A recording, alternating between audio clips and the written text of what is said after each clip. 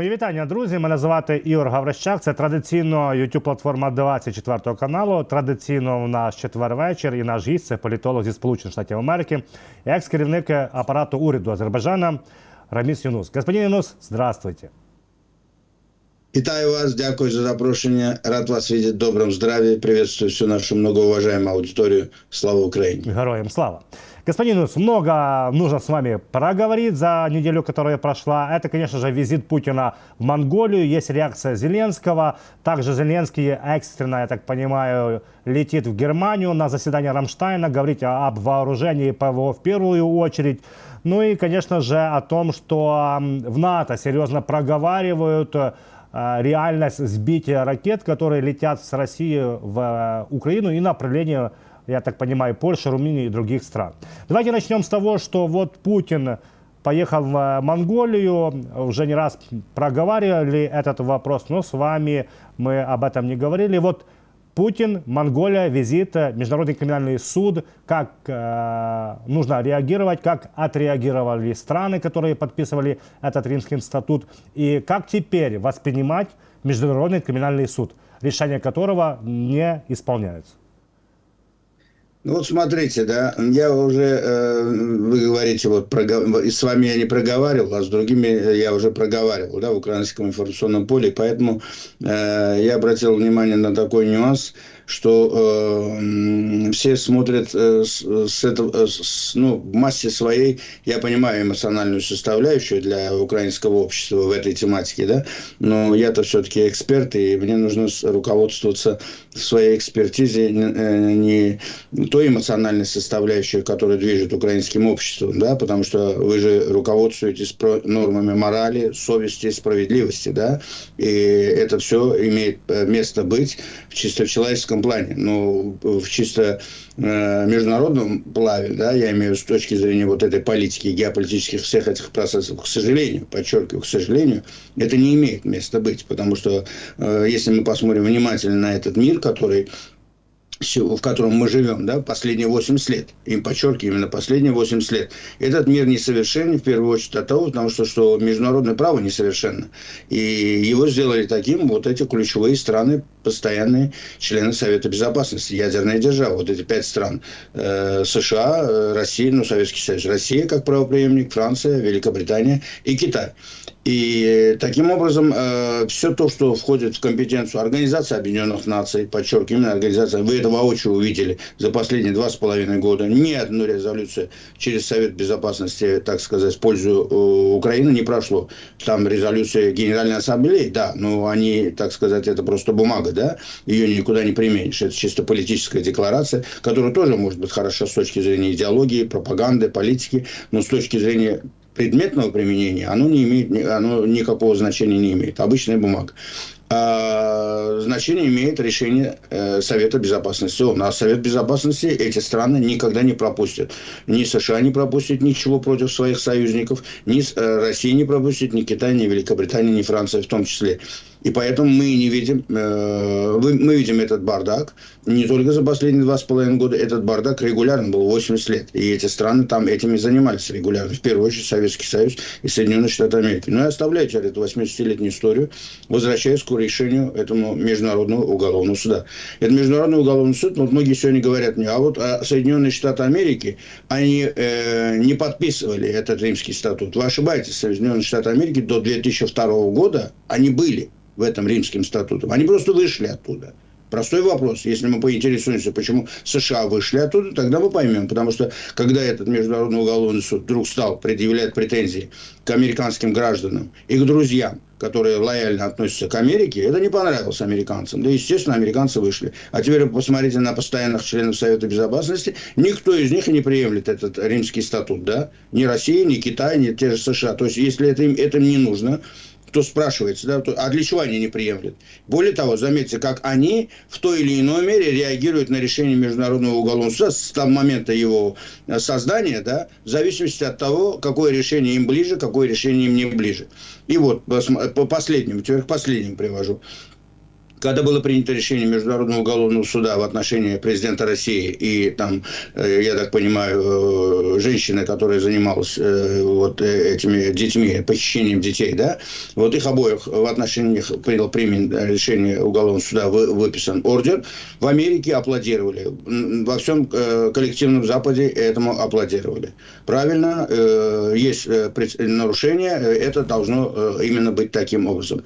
Но Америка, опять же, приветствует это, и Америка не является уже с 2002 года участником этого Римского статута. Да? То есть она должна как-то безразлично относиться. То есть если я это не приемлю, я на это не реагирую. Но если это решение тебе нравится, ты его приветствуешь. Хорошо, это твое личное дело.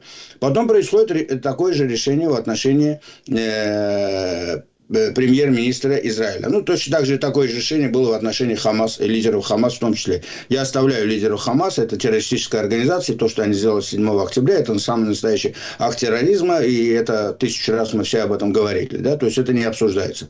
Я хочу поставить экспертизу, то есть мое личное отношение, опять же, государства Израиль, оно ничем не отличается от личного отношения Азербайджана, нынешнего руководства Азербайджана, всего в массе своего азербайджанского общества, потому что Израиль является стратегическим партнером Азербайджана. И несмотря на это, я сейчас экспертизу хочу дать. Я оставляю свои личные симпатии и антипатии. Мои отношения к Путину, к Байдену, к Трампу, к Натаньяху, там, Си Цзиньпиню. Это неправильная экспертиза, если мы руководствуемся симпатиями и антипатиями.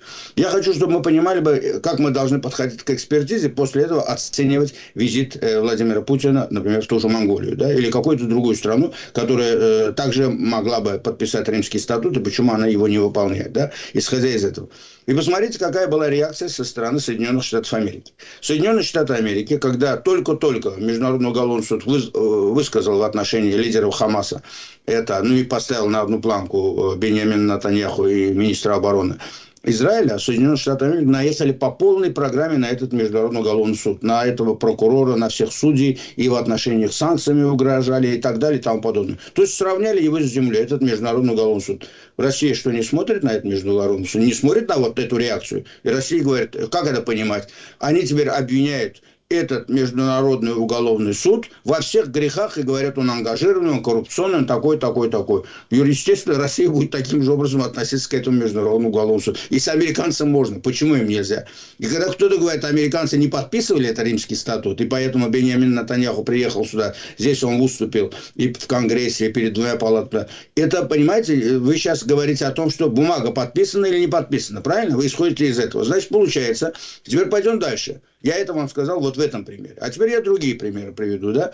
И я всегда это буду приводить в украинском информационном поле, потому что это касается моей родины. И моя родина ничем не хуже и не лучше вашей родины. Да? Для вас ваша родина лучше, для меня моя родина. Но мы друзья, и мы давайте честно будем говорить. У нас была такая же война, даже две, и у нас такой же геноцид происходил, который происходит и на вашей территории. И у нас своя Ирпень, своя Буча, своя Гостомель в нескольких местах. И самый известный это был Ходжалах. И по сегодняшний день армяне в качестве оправдания, они говорят о том, что нет ни одного документа Международного уголовного суда, где там написано было, что Армения агрессор. И нигде не написано, что решение Международного уголовного суда есть, и что Роберт Кочарян и Серж Саркисян, они являются, в отношении них нет ордера Международного уголовного суда. Теперь мне к чему верить, дорогой Игорь? Своим глазам? Азербайджанцам 10-миллионным своим глазам верить или всем жителям, вот вы представляете, вы заходите в комнату, вы видите, как кто-то насилует и убивает кого-то. Вы это увидели. Вы ведь знаете, что это сделал конкретный человек. Иванов Иван Иванович, или Роберт Кочарян, или Серж Саркисян, или кто-нибудь другой. Да, это сделал. Вы это видели.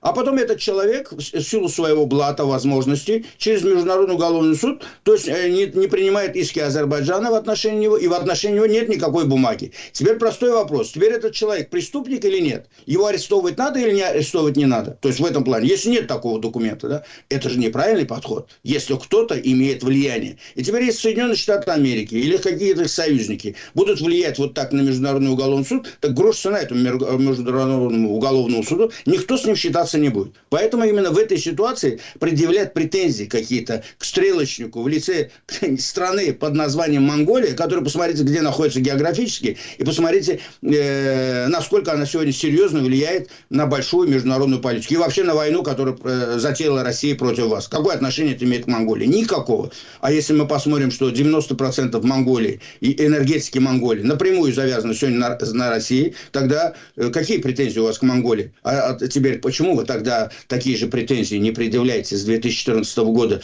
к Европе, которая делает эти деньги с Россией в обход санкций? А что, Иловайска не было, Дебальцева не было, десятков тысяч убитых не было. Те же руководители сидят в Кремле, да? Но тогда не было ордера на арест. Получается, значит, с 2014 года, когда Россия аннексировала Крым, устроила бойню в Донбассе, уничтожила десятки тысяч мирных украинцев, ни за что, вот это все, она совершила эту агрессию, она совершила преступление. Но в Международном уголовном суде не было решения на ордер касательно президента России, значит, они спокойно с ним общались. И Ангела Меркель, и французские лидеры, и Сильвия Берлускони, и все остальные. И в обход санкций даже они продавали в обход эмбарго туда оружие. Это Франция, Германия и Австрия, в первую очередь, порядка около 300 миллионов евро, да, 200 с чем-то там было это. И что за это? То есть по локоть руки в крови, ордера нету, бизнес as usual, то есть все как положено, они это все делают. И после этого предъявляют какие-то претензии Монголии и какой-либо другой стране, да, которая в той или иной мере имеет контакт с той же Россией. Так, дорогие мои, вы сами это делали. Вам можно, а другим нельзя. На каком таком основании? Это лицемерие. Это лицемерие. Просто страдает от этого кто? Стрелочники. Сначала пострадал мой Азербайджан, потом пострадала Грузия в 2008, потом пострадали вы в 2014 году. И кто-то сегодня начинает на эту тему претензии предъявлять. Почему Монголия так сделала? А Монголия, вы что хотите от этой Монголии? Я не оправдываю эту Монголию, да? Я ее просто ставлю на одну планку с теми же Соединенными Штатами Америки, гражданином, который я являюсь. Зачем я должен защищать Соединенные Штаты Америки в этом вопросе, если они поступили неправильно, а морально? Не от того, что они вышли и вошли в этот статут. Нет. Или же вы не реагируете никак, ничего не делаете, то уважительно относитесь к решению Международного уголовного суда и поддерживаете его уважение, и тогда весь мир будет придерживаться этого. А если вы к этому Международному уголовному суду будете подходить по принципу, это сукин сын, но это наш сукин сын, и не смейте его трогать, тогда и другие так могут поступать. Вам можно, а другим нельзя. То есть это я к тому говорю, чтобы мы очень сильно не зацикливались на этой тематике. Я не сомневаюсь, огромное количество стран на планете, куда президент России мог бы спокойно летать, и, может, и будет летать, которые подписали Римский статут, и никто его арестовывать не будет. Он этим самым лишний раз хочет продемонстрировать, что его никто арестовывать не будет. Это пощечина и Международному уголовному суду, это пощечина и всей системе институтов, созданных на Западе, в первую очередь, потому что это создано по инициативе тех же Соединенных Штатов и западных институтов, но потому что вы сами сделали таким образом. Вы их опустили до уровня плинтуса, а теперь вы хотите, чтобы эти автократии, с которыми вы делали демократии триллионами бизнес, теперь требуете их призвать к порядку. Надо было их призвать к порядку, когда началось в 2008 году. Надо было их призвать к порядку, когда 30 лет назад 4 резолюции Совета Безопасности ООН в отношении оккупации Карабаха и 7 районов вокруг Карабаха, азербайджанских земель со стороны Армении и поддерживаемые, которые их поддержала Россия и тот же Иран. Надо было тогда реагировать. Надо было реализовывать эти резолюции ООН. 4 резолюции Совета Безопасности ООН. Никто их не реализовал. Кто выступал против? Соединенные Штаты Америки, Франция, постоянные члены Совета Безопасности. У Азербайджана там были какие-то возможности? Не было никаких возможностей. Но мы, слава богу, учли эти уроки. Вы сделали выводы. И теперь во Второй Карабахской войне мы обзавелись поддержкой и в Совете Безопасности в том числе. И сделали так, что все те, кто там сидели, или отмалчивались, или не вмешивались. Но во всяком случае, вето там никакого не было. Антиазербайджанских резолюций никаких не было. Оставили нас в покое. Тем более еще хорошо, что в это время был там президентом Дональд Трамп, которому было наплевать и на армян, и на азербайджанцев. Он занимался Китаем, он занимался Саудовской Аравией, он занимался с Евросоюзом, НАТО, другими проблемами. Ему было не до нас. И мы решили нашу проблему.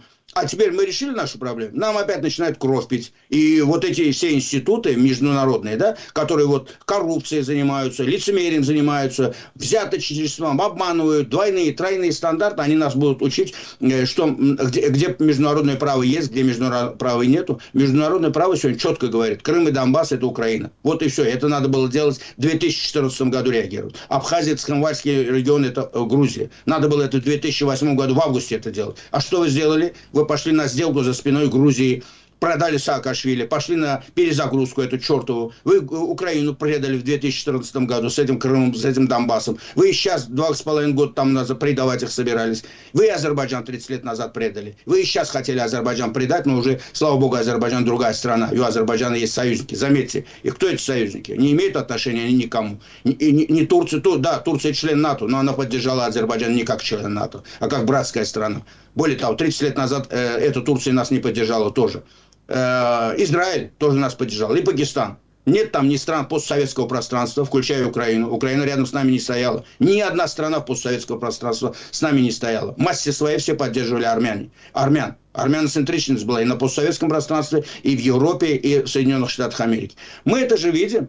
И поэтому я так спокойно на это реагирую, да, потому что я понимаю прекрасно, что зачем президент России ездил в Монголию и почему Монголия так и прореагировала. И не надо это рассматривать через призму того, что это как-то коснулось Украины. Это касается напрямую Запада, западных институтов. И заметьте, вы прореагировали в Украине на уровне даже Министерства иностранных дел Украины, да? А на Западе никто на эту тему слова не сказал. Из солидных политиков на солидном таком уровне. Задайтесь вопросом, да, это кому больше надо? Это кому пощечина? Вам или им?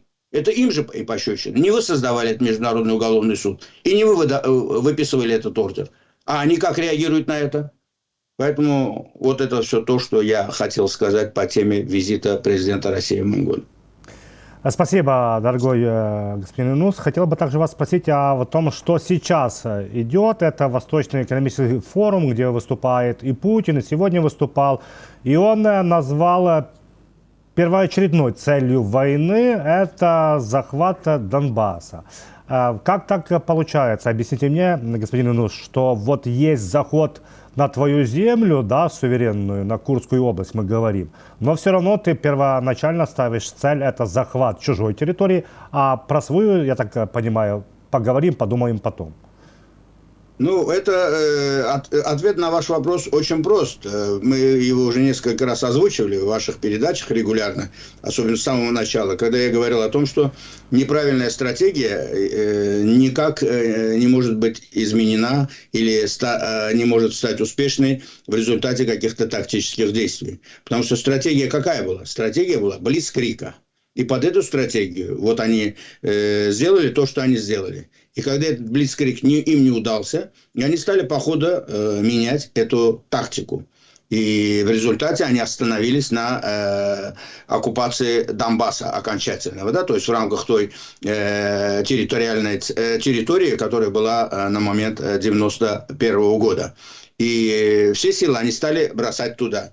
Бросив туда, и параллельно, естественно, они хотели еще захватить определенное количество другой территории, рассчитывая на то, что им это удастся. Им это также не удалось, по большому счету. Да, я имею в виду и Харьковский ваш успех, и Херсонский ваш успех, несмотря на то, что они там на бумаге прописали что-то у себя в Конституции.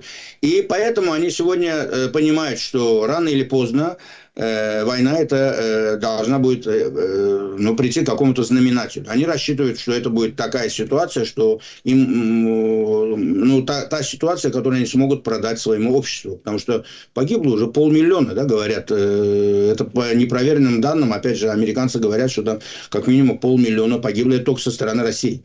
И за это же надо будет отвечать, это же как-то надо будет объяснять российскому тому же обществу, да, что вот в результате этого мы вот сделали то-то, то-то, то-то. И поэтому вот это озвучивается для того, чтобы россияне понимали бы, что якобы вот мало осталось, и все, после этого мы это все остановим. А тема Курской области, она, заметьте, она упорно замалчивается в российском информационном поле. И мало того, что замалчивается, этой темой вообще Генштаб, Министерство обороны не занимается. Эту тему курирует ФСБ, спецслужбы. И возникает вопрос, а зачем это так происходит? Почему они это делают? И здесь, конечно, очень много, так сказать, возможных вариантов. И один из вариантов – это тот, который я уже несколько раз озвучивал. Я его даже, помню, в Карабахе озвучивал на конференции международной в Шуше. Я с россиянами озвучивал, довольно известные россияне, но я их не буду называть их фамилии, вы их всех знаете, по телевизору их видите, они там присутствовали, можете вычислить, кто там сидел, да. И вот так большой круглый стол был, и я вот как раз-таки, они меня спросили мое мнение просто по поводу этой войны, да, как вы видите выход. Вот. И я говорю, вы попали в тупик. вы попали из-за своей стратегии, вы попали в безвыходную ситуацию. Вы не знаете, как выйти из этой войны. Потому что любой выход из этой войны бьет по... Это для вас со знаком минус. У вас нет победы в этой войне. Ни в одном из вариантов. Ни в одном из вариантов. Поэтому у вас есть возможность сделать шаг назад. Потому что вы контролируете ситуацию внутри страны. У вас авторитарный режим. Вы все там зачистили. Вы 25 лет контролируете эту страну. И у вас никаких проблем не будет внутри страны для того, чтобы дать им конкретную тему и преподнести ее как победу, как ваш успех. Да? Вы можете это всегда все сделать. Поэтому вам нужно сделать шаг назад. У Украины шаг назад. Нет этой возможности. Украина стоит на пропасти, потому что война происходит на ее территории. Больше нигде. То есть и Украина не может остановиться, так как вы говорите, в плане того, что давайте сегодня остановимся с этими, так сказать, новыми реалиями. Тогда вопрос возникает, а зачем воевали 2,5 года? Поэтому Украина на это никогда не пойдет. И вы прекрасно понимаете, что Украина на это никогда не пойдет. Значит, вы должны сделать шаг назад, чтобы Украина этот шаг назад сделала вперед. Они меня спрашивают, а какой шаг назад? А это уже вы сами решаете, я говорю, какой шаг назад. Но это тот шаг назад, который усилит переговорные позиции Украины. Других вариантов у вас нет. Украина на это просто не пойдет.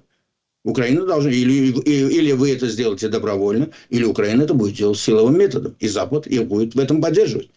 И это было до Курской операции, я вам скажу. Такую вещь. Это вот конференция, вы же знаете, это она когда была? Это было 1,5 месяца тому назад. Вот. А через некоторое время началась эта Курская операция. То есть, по логике, если я вот простой скромный эксперт, я это высказываю в беседе, это аналитика, да, это видно невооруженным взглядом, когда ты видишь всю эту ситуацию, следишь внимательно. А там дураков нету, там мозговые центры работают. И они наверняка все эти варианты просчитывают. И они понимают, что сегодня Украина может что-то такое сделать. И Украина это сделала. И Украина это сделала, и Украина сделала это довольно сильно, неожиданно, хорошо, вместе со своими союзниками. Что бы это ни говорили, это согласовано с Соединенными Штатами Америки, можете не сомневаться. И это будет усиливаться. И ваш президент конкретно вот сегодня же сказал о том, что мы пришли туда не для того, чтобы захватить эту территорию, нам она не нужна. Но мы будем ее удерживать ровно столько, сколько нам нужно для того, чтобы усилить наши позиции. И я думаю, на одной Курской области это не закончится. И потому что по-другому как заставить их сделать шаг назад? И теперь, если вы захватили территорию, не возвращаете, значит, и мы захватываем территорию, и мы не возвращаем. Если вы хотите, чтобы мы вернули, значит, и вы возвращаете. Значит, есть тема для переговоров.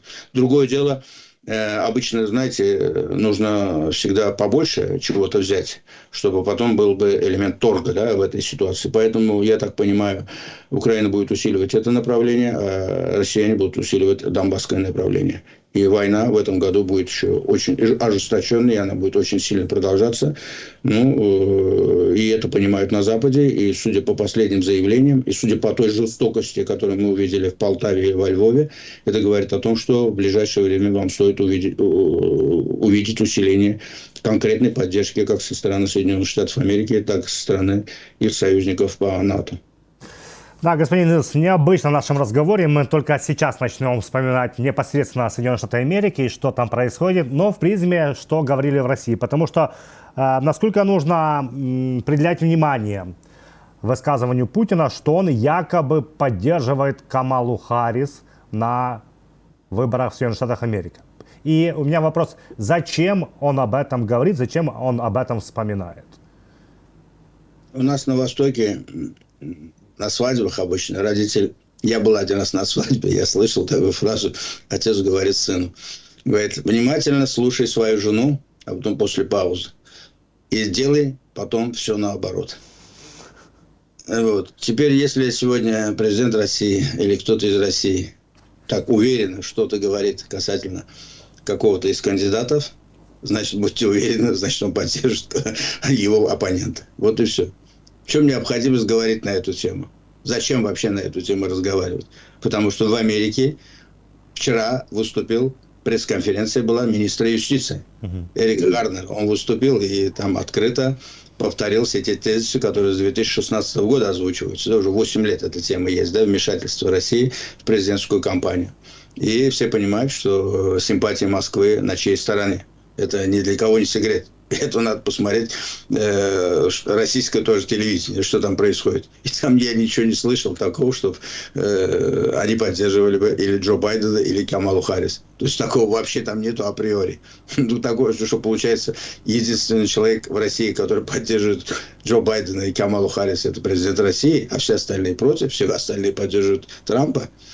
Поэтому это фигура речи, это просто для того, чтобы сказать, что я не я и хата не моя. Так что все, что говорят в Кремле, ну, в отношении вот такого явных вещей, это воспринимается именно с точностью наоборот. А что касается темы американских президентских выборов, конечно, они вышли на финишную прямую, и они в той или иной мере влияют на все, что происходит в мире, не только здесь в США, но и в мире. И, конечно, в первую очередь на российско-украинскую войну, на ближневосточную войну между Хамас и Израилем. И вообще на все эти, на Южный Кавказ, на ирано-израильские отношения, на Китай-тайванские отношения. Вот. И поэтому поменяется вся инфраструктура, вся мировая парадигма. Вот это все то, что я вам сказал, право силы вышло на первое место. И, конечно, в этой ситуации очень важно понимать, какие будут лидеры сегодня в Белом доме и как они видят будущее планеты и роль Соединенных Штатов в этом вопросе. И, конечно, все сегодня стараются выждать, например, Нетаньяху держится для того, чтобы Трамп пришел к власти. Москва точно так же рассчитывает, по большому счету, именно на то, что демократы уйдут, а республиканцы придут к власти. Вот. В Армении точно так же ждут смены власти. В Азербайджане ждут, чтобы не было армянам обидно, я также и в Азербайджане ждут. У каждого свои интересы, понимаете. И в Европе ждут, и в Евросоюзе ждут, конечно, и в НАТО ждут. Есть сторонники Трампа, но их там меньше. Есть сторонники демократов, их там побольше. Вы же видите, что идет. Вот где правые, где левые. Да? Правые – это сторонники Трампа, левые – это сторонники демократов. И по всем другим направлениям также это происходит. Популизм, как был, так он и остается. И лидеры этого популизма, они видны и здесь, они видны и в Европе. Популисты, заметьте, да, во Франции недавно как проявились. Вот недавно в Германии популист добился успехов, да, впервые после нацистской Германии. Вот. Популисты они есть и в Венгрии, популисты они есть и в Словакии, популисты много где есть. Вот. Но это же не говорит о том, что это так будет всегда. Просто видно, что время технократов приходит, но оно приходит тяжело, медленно. И популисты, они очень сильны, особенно когда у них огромные деньги, огромные финансовые ресурсы. И если в Соединенных Штатах Америки популизмом заражено половина населения, но это не говорит о том, что другую половину населения они ведут себя правильно. Потому что Америка сильна была вот Америка была сильна, была рейганистами. Да? Вот я по своим взглядам вообще на жизнь, да, я консервативный человек, да, но я либеральный консерватор. И у меня есть моменты, которые вот я приветствую, например, я за традиционные ценности, да, семейные ценности, в первую очередь. Значит, мне консерватизм республиканцев мне ближе. Но я за свободу женщин в вопросах, например, аборта. Это однозначно. Значит, я здесь придерживаюсь позиции ближе, потому что эта женщина сама должна решать, как ей поступать со своим здоровьем. И никто не вправе ей указывать, понимаете? Это же совершенно неправильно. Опять же, это, видите, это разные, а у этих двух партий разная позиция в этой ситуации. Точно так же, как и по многим другим вопросам, да, которые разнятся у этих двух партий, этих двух направлений. Но они, и посмотрите, во всем мире происходит так. Вот я против глобализации. Я против глобализации, потому что то, что хорошо, например, в Бельгии, в Люксембурге, в Голландии, да, оно совершенно не вписывается ни в Турцию, и ни мой родной Азербайджан категорически, да. Вот. Если кто-то хочет идти, вот я поэтому, например, сижу, думаю, Азербайджану не нужен Евросоюз категорически. А зачем идти в Евросоюз, если вы начнете нам проталкивать те ценности, которые не вписываются в азербайджанском обществе? Ну, Азербайджан, для Азербайджана номер один, должен быть и рынок, это Евросоюз, очень выгодный рынок. И мы с ними торгуем. То есть можно и торговать, можно заниматься бизнесом, но не обязательно вовлекаться в политические какие-то институты, в результате которых ты должен будешь менять себя. То есть если ты любишь классическую музыку, если ты любишь одеваться в костюме, в галстуке, если ты не любишь то-то, то-то, то-то, а тебя заставляют, ты заходишь вот в этот дом, а здесь такие правила. Тогда не надо заходить в этот дом. А как мы с тобой должны общаться? Вот я живу здесь, в Америке, у меня в парадной, заметьте, внизу живет представитель нетрадиционной ориентации, а на площадке со мной живут люди из Пакистана, из другой мусульманской страны. И довольно комфортно, все нормально. А я светский человек, да, я в костюме, в галстуке. И мы как будто бы нормально живем, потому что Америка вроде бы, здесь определенные законы есть. Главное, чтобы я не мешал ему, главное, чтобы он не мешал мне. Я не вмешиваюсь в его семейные дела, он не вмешивается в мои семейные дела. Вот такого типа хорошо. Я центрист по натуре, понимаете? В этом плане. Поэтому лучшее из стран развивающегося Запада, конечно, это нужно, особенно в области рыночной экономики, особенно в области политических институтов, которые в той или иной мере усиливают общество, его гражданский сектор того же общества, средства массовой информации и все другое, да, конечно, усиливают человеческую жизнь, и в экономическом плане в том числе. Это, конечно, прекрасно, но если это будет влиять как-то таким образом, что ты должен будешь, как вам сказать, потерять свое собственное лицо, и ты должен будешь отказаться от своей идентификации в этом плане, да, я, конечно, категорически против таких моментов. И я вижу, что эти процессы сегодня происходят по всему миру, и они происходят в той же Европе.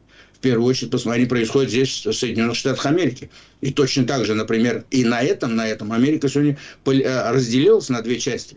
Есть те, которые вот поддерживают Белую Америку, они все вот за Трампа, реднеки так называемые, а есть те, которые поддерживают иммиграцию, и все, и они вот как будто вокруг демократов, да? И что получилось? А нельзя вместе? А нельзя где-то посередине? Что? То, что можно белым, нельзя черным? То, что можно черным, нельзя белым? А представителям азиатской территории, а представителям других конфессий? Или мы не религиозная страна, как в Иране, да? Значит, здесь может быть и верующий мусульманин, и верующий христианин, и верующий иудей. Здесь может быть и атеист, здесь может быть и буддист. Кому какое дело? И такой человек, если по Конституции написано, он может быть президентом этой страны, может быть конгрессменом, может быть сенатором. В этом сила Америки была. В Америку для того и придумали новый свет, сюда все убегали. Ну, тогда они в основном убегали с Европы, белые люди, потом они рабов привезли сюда. Ну, теперь вы дали этим рабам, дали им все права, их представитель стал даже здесь президентом. Ну, так, держите эту Америку, да, сила Америки именно в этом же, это страна иммигрантов. А вы что делаете? Вы идете совершенно не в ту область. Понимаете? Поэтому это здесь, кризис здесь происходит. Кризис в Европе происходит, опять же. Вот эта глобализация, когда они открывают границы, и тогда итальянец говорит уже, ты не должен быть итальянцем, француз не должен быть французом, немец не должен быть немцем, а британец не должен быть британцем. Поэтому британцы, видите, вышли из Евросоюза. А вот этот Брексит, это тоже, опять же, да, там были и экономические причины, но там были и такие причины, о которых я озвучиваю. И половина населения Великобритании это поддержала. И популисты на этом тоже сильно играют, потому что это слабое звенья вот этой несовершенной системы, понимаете? Вот этой системы глобализации. И на этом популисты играют, и в Китае, и в России, и во всех других странах, которые, далеко находятся географически от той же западной цивилизации, да, в этом плане. И вот касательно того же Международного уголовного суда, касательно вашей войны. Поэтому, когда мы говорим, почему для них это ваша война, это не их война. И не только для них. На постсоветском пространстве ваша война для многих стран это не их война.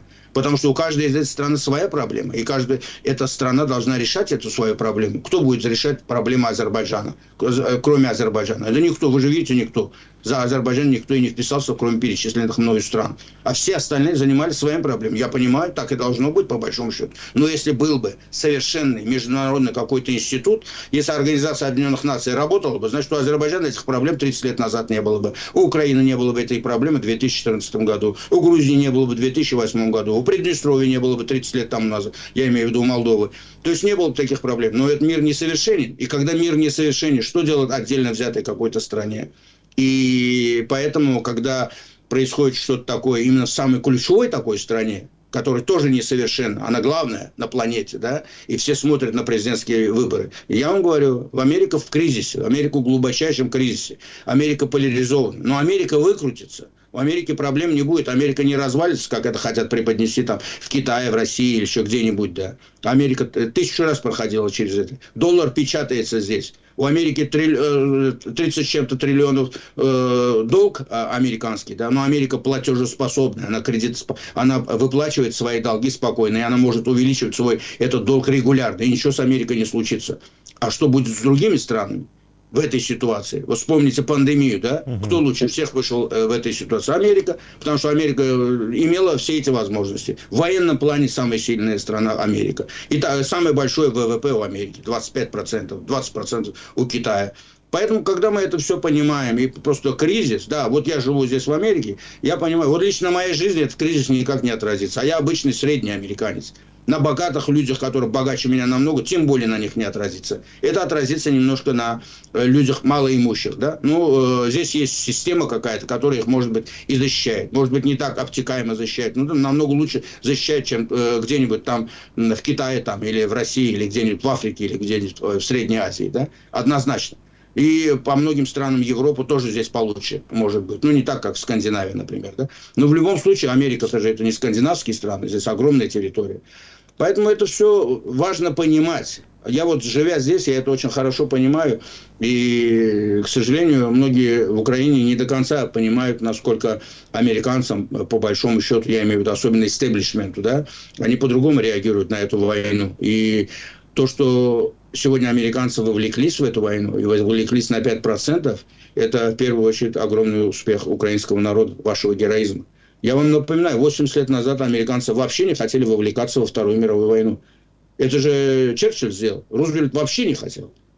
Вы же должны понимать, здесь по менталитету Америки, здесь даже есть, у них есть доктрина, да, такая Монро, только бывший президент, они подписали вот это Монро с Европой, да. Все, что за Атлантическим океаном не касается Америки, с этой стороны не касается Европы. И до Второй мировой войны они придерживались этого правила. Америка не вмешивалась туда, и они не вмешивались сюда. Они специально такой договор заключили в свое время, где-то 100 лет тому назад. И только вот нарушили первый раз во время Второй мировой войны. И когда Черчилль пришел, он здесь на уши поставил весь Вашингтон, весь истеблишмент. Вот с тех пор Америка вмешивается. И вот сейчас, например, политика того же Дональда Трампа именно заключена в этом, да. То есть политика изоляционизма, да, как вот они говорят. То есть Америка превыше всего. Нам наплевать на Евросоюз, нам наплевать на НАТО, нам наплевать на все проблемы, которые на планете есть, только через призму того, нам это выгодно или нам это не выгодно. Мы не хотим быть мировыми полицейскими. Вот это политика Трампа. Я хочу, чтобы вы понимали. Да? А политика демократов – это шаг вперед, 2 шага назад. Никакой эскалации, вот все то, что они делают. Да? То есть, и такая же преступная политика. Да? То есть, не та политика, не другая политика, она недостойна Америки. Достойна Америки – это была политика, которую вел тот же Рональд Рейган. Да? Не потому, что он республиканец. Потому что вот и в республиканской партии эти рейганисты, они не приемлют политику того же Дональда Трампа. Просто у них корпоративные интересы, у них сегодня борьба за власть, вот они и объединились, да, сегодня в этом плане. Но огромное количество рейганистов, вот один из них был покойный Джо Маккейн, да. Я имел счастье с этим человеком в жизни несколько раз общаться. Один из самых достойных людей. Жаль, что у него... Вот когда он был кандидатом Барак Обама, я последний раз на выборы ходил тогда и голосовал именно за него. Но, к сожалению... Сегодня в Америке таких политиков, я имею в виду в истеблишменте, и в тех, кто претендует на власть, в упор даже нету близко. Да и в Европе их нет. Ну, может быть, чуть-чуть более-менее на Маргарет Тэтчер стала быть похожа Урсула фон дер Ляйен. Ну, посмотрим, что она будет делать в своей второй каденции, и в первую очередь касательно российско-украинской войны. В первой каденции она провела себя достойно. Господин Инус, также хотел бы вас спросить о том, что вот завтра будет заседание Рамштайна, и издание «Шпигель» говорит, что Зеленский лично появится на заседании. Я так понимаю, что это будет серьезное убеждение в поставке оружия, ПВО. Ну и сюда же, да, к оружию хотел бы вас спросить о высказываниях Кирби и НАТО. Вот в первую очередь Кирби, советник безопасности, да, Белого дома, говорит, что якобы атакамс, которые идут на 300 километров, не помогут очень Украине, потому что уже Москва забрала всю свою авиацию с аэродромов. Но у меня вопрос, а зачем так долго тянуть с этим вопросом, чтобы давать возможность убежать России? Ну и здесь, сюда же в НАТО Столтенберг, который истекает его должность, генсек НАТО, говорит следующее, что серьезно обсуждают применение Украиной дальнобойных ракет, чтобы Украина была возможность достигать военных объектов на территории России. Вот этот весь комплекс. У меня вопрос. Все движется к тому, что Украина получит добро на то, чтобы бить по военным целям на территории Российской Федерации? А меньше слушать, что говорит Кирби и что говорит там уходящий Столтенберг в публичной плоскости. Потому что все то, что настоящее вы хотите услышать, в публичной плоскости не скажут. Можете не сомневаться.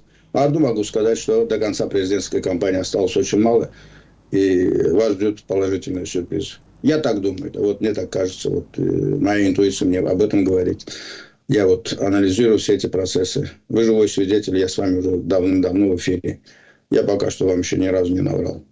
Я думаю, что потерпите немножко, и вы увидите определенные успехи в конкретном направлении, потому что это нужно в первую очередь нынешней администрации, чтобы остаться у власти.